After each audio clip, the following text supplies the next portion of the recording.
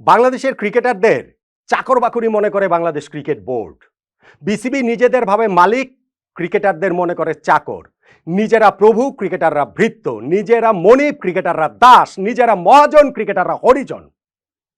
Bangladesh cricket বোর্ডের পরিচালক M Nazmul Islam আজকে মিডিয়া কনফারেন্সে যেই কথাগুলো বলেছেন, তারপরে আর এইটা নিয়ে বিন্দুমাত্র সংশয় থাকার কথা নয়। নটটোমানের যারা ফলোয়ার তারা জানেন যে আমি একটা সংবাদ নিয়ে সেটা বিশ্লেষণ করি, আপনাদের সঙ্গে আলোচনা করি, আমার মতামত দেই এবং আপনাদের মতামতটাও জানতে চাই। যেই কারণে আমাদের বেশিরভাগ ভিডিওর হেডলাইন, থাম্বনেল, ট্যাগলাইনে আপনি দেখবেন যে কোয়েশ্চেন মার্ক থাকে, কিন্তু এইখানে আমি কোয়েশ্চেন মার্ক রাখার কোনো রকম কোনো সুযোগই দেখতে পাচ্ছি না। উনি যেই কথাগুলো বলেছেন এম নাজমুল ইসলাম, তারপরে তো এটা স্পষ্টই হয়ে যায় যে ক্রিকেটারের তারা কোন চোখে দেখেন, নিজেদেরকেই বা তারা কি ভাবেন। সম্পর্কের জায়গাটা সেই মালিক চাকর, প্রভু ভৃত্য, মনিব দাস, মহাজন হরিজনের পর্যায়ে আসলে চলে গিয়েছে। চলে কি যায়নি? আমি যে 8টা পয়েন্ট বলছিলাম সেই 8টা পয়েন্ট আমি বলছি এবং তারপরে তার নিজের কথা ধরেই আমার একটা প্রশ্নের জায়গা রয়েছে। দেখুন, বাংলাদেশ ক্রিকেট এখন একটা খুবই অনিশ্চিত জায়গায় রয়েছে। টি-20 বিশ্বকাপে আমরা খেলবো কি খেলবো না সেইটা নিয়ে মহা অনিশ্চয়তা, এবং সেইখানটাতে প্রতি মুহূর্তে এই আগুনে বাতাস দেবার জন্য অনেকেই তৈরি হচ্ছে, যেইটা আলটিমেটলি গিয়ে বাংলাদেশ ক্রিকেটের ভালো হবে না। এই যে ভদ্রলোক এম নাজমুল ইসলাম, যিনি তামিম ইকবালকে ভারতীয় দালাল হিসেবে নিজের ফেসবুক স্ট্যাটাসে উল্লেখ করেছিলেন, তাকে যে মাঠে নামিয়ে দেওয়া হয়েছে এটা আমি প্রথম দিন থেকে বলছি। এই ভদ্রলোককে মিডিয়ার সঙ্গে কথা বলতে তো আমরা এই বোর্ড আসার পরেও দেখি নাই, কোনোদিনই দেখি নাই। এখন তিনি প্রতিদিন মিডিয়াতে আসছেন, প্রতিদিন কথাবার্তা বলছেন, মিডিয়া কনফারেন্স করছেন, ইন্টারভিউ দিচ্ছেন, কেননা যেই মতবাদটা তিনি এবং তারা বিশ্বাস করেন সেইটা জনমানসে ছড়িয়ে দেওয়ার একটা মিশন নিয়ে তাকে মাঠে নামানো হয়েছে। আজকে ক্রিকেটারদের সম্পর্কে যেই কথাগুলো এম নাজমুল ইসলাম বলেছেন সেটা চূড়ান্ত রকমের অসম্মানজনক।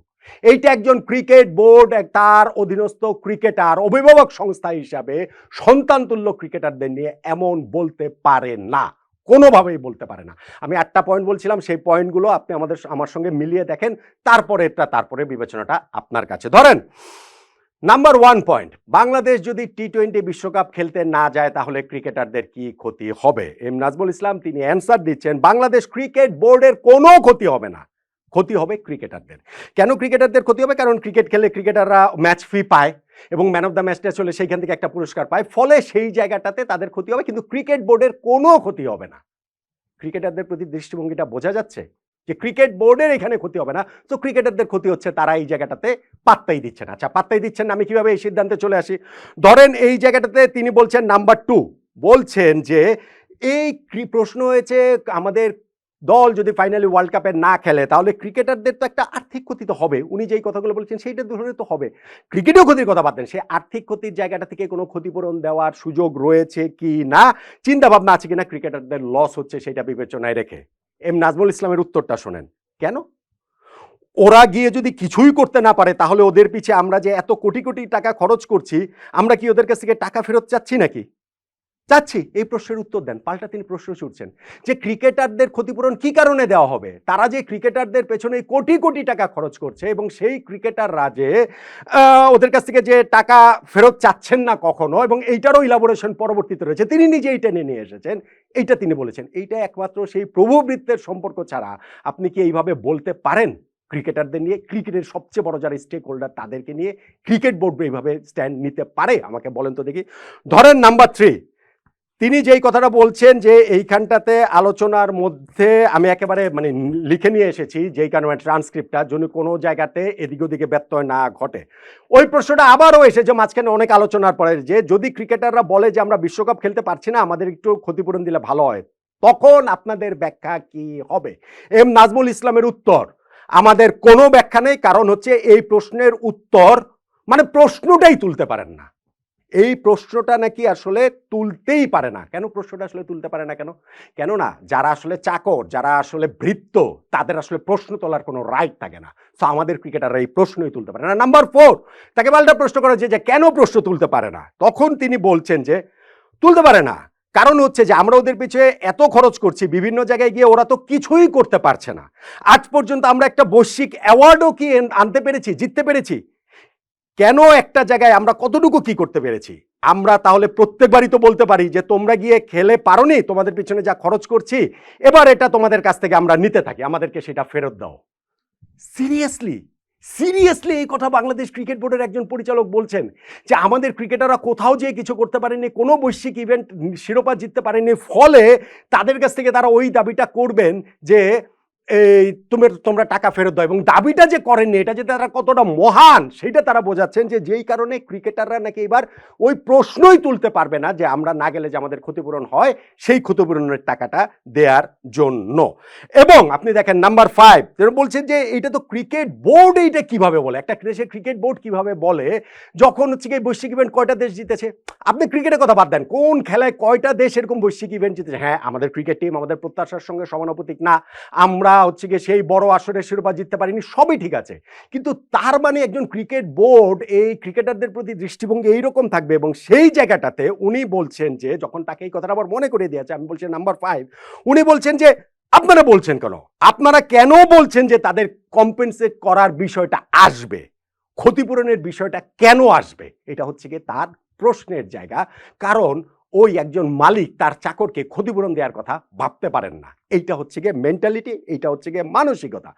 নাম্বার 6, যখন তাকে মনে করে দেওয়া হচ্ছে যে এই ক্রিকেটাররা খেলতে না যেতে পারলে তাদের ফিনান্সিয়ালি ক্ষতি হবে, তখন তার উত্তরটা হচ্ছে গিয়ে যে যেই ছেলেটা খেলতে যেতে পারে নাই সেও যে ক্ষতিগ্রস্ত হচ্ছে, যাকে টিমে সিলেক্ট করা হয় না ওয়ার্ল্ড কাপ টিমে, তো সেও তো এই দাবিটা করতে পারে। সিরিয়াসলি সিরিয়াসলি এই 15 জন ক্রিকেটারকে কি আপনারা দয়া করে বিশ্বকাপ টিমে নিয়েছেন? এরা প্রত্যেকে তাদের যোগ্যতা দিয়ে এসেছে। হ্যাঁ, আলোচনার জায়গায় থাকতে পারে কেন একে নেওয়া হলো, কেন ওকে নেওয়া হলো না, কিন্তু ফাইনালি গিয়ে একটা প্রসেস মেনটেন করেই এই 15 জন ক্রিকেটারকে বাংলাদেশ ক্রিকেট বোর্ড সিলেক্ট করেছে ওয়ার্ল্ড কাপের জন্য। সেইখানটাতে তিনি বলছেন যে যেই ক্রিকেটার খেলতে যেতে পারেন নাই, যে এই 15 জনে সিলেক্ট হন নাই, তিনিও নাকি ক্ষতিপূরণ দাবি করবেন। অতএব হচ্ছে আমাদের এই ক্রিকেটারদের ক্ষতিপূরণ দেওয়ার কোনো রকম কোনো যৌক্তিকতাই তিনি দেখতে পাচ্ছেন না। এবং নাম্বার 7, যখন তাকে প্রশ্ন করা হয়েছে যে ক্রিকেটারদের এই যাওয়া না যাওয়ার বিষয়ে কি ক্রিকেটারদের সঙ্গে আলোচনা করবেন কিনা, যেই প্রশ্নটা আমি আমার প্ল্যাটফর্মে তুলেছি, এবং তিনি প্রশ্ন শেষ হওয়ার আগে উত্তর দিয়েছেন না, নিব না, ক্রিকেটারদের কোনো মতামত নিব না, কারণ এটা ক্রিকেটারদের সিদ্ধান্তের বিষয় না। বিশ্বকাপ স্কোয়াডে কাউকে জিজ্ঞেস করে স্কোয়াড তৈরি করা হয় না, যেই স্কোয়াড ফাইনাল হবে সেই স্কোয়াডই বিশ্বকাপে যাবে।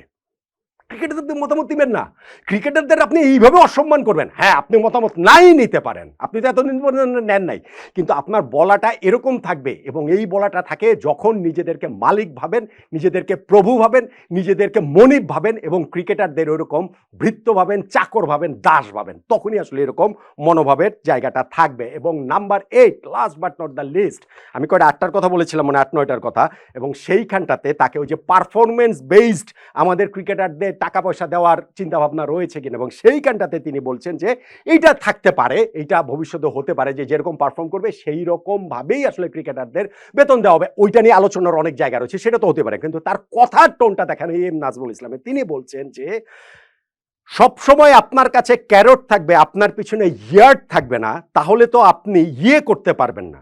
তাহলে carrot and yard has to come parallelly, it has to come parallelly. এবং সেইখানটাতে ক্যারট অ্যান্ড ইয়ার্ড এটা একটা এক্সপ্রেশন ইংরেজি, সেই এক্সপ্রেশনটা এটাকে ক্যারট অ্যান্ড স্টিক দিয়েও বোঝায়। সামনে আপনার থাকবে ক্যারট, আপনার সামনে, আর পিছনে থাকবে হচ্ছে কি স্টিক, লাঠি থাকবে, অর্থাৎ সামনে আপনার প্রণোদনা থাকবে, পিছন থেকে আপনার লাঠির বাড়ি থাকবে। যদি আপনি সামনে ভালো করতে পারেন পুরস্কার পাবেন, নইলে পিছন থেকে আপনি লাঠির বাড়ি খাবেন। অবশ্য তিনি আবার অন্য প্রশ্নের একটা উত্তরে তিনি বলেছেন যে অ্যাজুম শব্দের অর্থ জানেন তো, মানে আমাদের সাংবাদিকদের জিজ্ঞেস করেছেন যে আমরা অ্যাজুম শব্দের অর্থটা আসলে জানি কি না। উনি অত্যন্ত শিক্ষিত মানুষ, উনি আমাদেরকে অ্যাজুম শব্দের অর্থটাও আসলে বুঝিয়ে দিচ্ছেন, এবং এই ক্যারট অ্যান্ড ইয়ার্ডের মানেটা তো আমি আসলে এক্সপ্রেশনটা যে কি সেটাও তো আমি আপনাদেরকে বুঝিয়ে দিলাম। তাহলে এই যে আমি 8-9টা পয়েন্ট বললাম, আপনি আমাকে বলেন তো এটা শুনে আপনার কি মনে হচ্ছে না যে ক্রিকেট বোর্ড নিজেদেরকে কি মনে করে, ক্রিকেটারদের প্রতি তাদের দৃষ্টিভঙ্গি কি? এবং লাস্ট যেই জায়গাটা আমি বলছিলাম যে আমার একটা প্রশ্নের জায়গা রয়েছে, তার কথা ধরেই তিনি বলছিলেন যে এখন ধরেন এই ক্রিকেট বোর্ডটাই যদি না থাকে তাহলে ক্রিকেটাররা কি থাকবে? এই প্রশ্নটা উত্তর আপনি আমাকে দেন, মানে আমাদের চেয়েছেন আর কি আমাদের কাছ থেকে, যে ক্রিকেট বোর্ড না থাকলে নাকি ক্রিকেটাররা থাকবেন না। সিরিয়াসলি বাংলাদেশের ক্রিকেট বোর্ড এই এলো গেল তো কতই, আমাদের ক্রিকেটাররা নাই? আমাদের ক্রিকেটাররা কি ভেসে গেছেন? আমাদের গত এই 1-2 বছরের মধ্যে তো বোর্ড চেঞ্জ হয়েছে 3 বার। ক্রিকেটাররা কি সব নাই হয়ে গেছেন? ক্রিকেট বোর্ড না থাকা মানে কি ক্রিকেট নাই হয়ে যাওয়া? আপনারা চলে যাবেন, অন্যরা আসবে, কি যায় আসে? আপনারা নিজেদেরকে কি মনে করেন? কতটা ক্ষমতাশালী মনে করেন? কতটা প্রতাপশালী মনে করেন? কতটা নিজেদেরকে বাংলাদেশ ক্রিকেটের মালিক মনে করেন, মনিব মনে করেন, প্রভু মনে করেন যে আমাদের ক্রিকেটারদের প্রতি আপনারা এই রকমভাবে আপনি অসম্মানজনক কথা বলছেন এবং এটা আপনাদের কথা রে ভাই। এই কথার দায় বাংলাদেশ ক্রিকেট বোর্ডকে নিতে হবে, এটা কোনো পার্সোনাল কথা না। বাংলাদেশ ক্রিকেট বোর্ডের একজন পরিচালক যখন ক্রিকেটারদের প্রতি এরকম অসম্মানজনক কথা একের পর এক বলে যান, বিভিন্ন প্রসঙ্গে বলে যান, তখন এইটাকে কোনোভাবেই আর বিচ্ছিন্নভাবে বলার উপায় নেই। অবশ্যই এইটার দায় এখনকার পুরো ক্রিকেট বোর্ডের, অবশ্যই এইটার দায় আমিনুল ইসলাম বুলবুল ভাই নেতৃত্বাধীন ক্রিকেট বোর্ডের, অবশ্যই এইটার দায় এই ক্রিকেট বোর্ডে যে বুলবুল ভাই, ফারুক ভাই, পাইলট ভাই, রাজ, ফাহিম ভাই, যারা ক্রিকেট সংশ্লিষ্ট আছেন এবং যারা ক্রিকেট সংশ্লিষ্ট নাই, বিভিন্ন জায়গা থেকে চলে এসেছেন, উড়ে এসে জুড়ে পড়েছেন, বসেছেন যে এই জাতীয় সময় মতো নিজেদের পারপাস সার্ভ করার জন্য, সবাই মিলে এই দায়টা বাংলাদেশ ক্রিকেট বোর্ডের।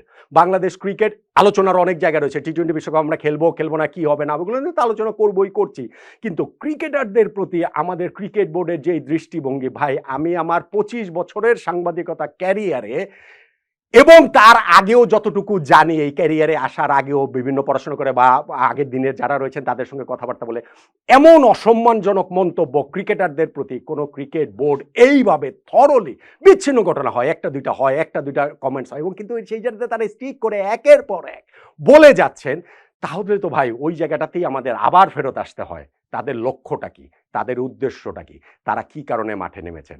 বাংলাদেশের একটা টি-20 বিশ্বকাপ খেলা না, বাংলাদেশ ক্রিকেট ধ্বংসের মিশন নিয়ে তারা মাঠে নেমেছেন। আজকে ক্রিকেট বোর্ডের এই পরিচালক যেই কথাগুলো বলেছেন, তারপরে এইটা নিয়ে কারো মধ্যে আর কোনো সংশয়ের জায়গা থাকাটা উচিত না বলে আমি অন্ততপক্ষে মনে করছি। আপনারাও আপনাদের মতামতটা জানাতে পারেন।